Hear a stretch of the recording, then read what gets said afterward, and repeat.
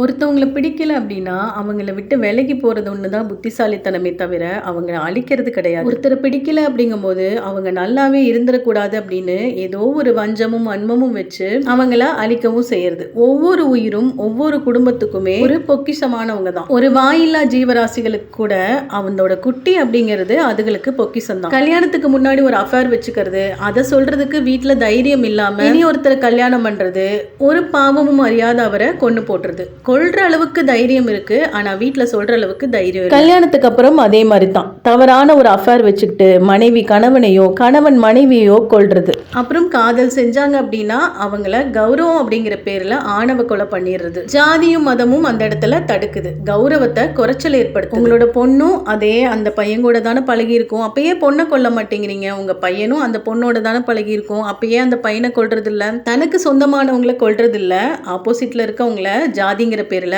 ஆணவ கொலை பண்றது. ஒரு மனுஷனை கொல்ற அளவுக்கெல்லாம் யார் இங்க உரிமை கொடுக்கிறது? ஐந்தறிவு மிருகங்கள் கூட இந்த மாதிரியான கேவலமான செயல்கள் எல்லாம் செய்யாது.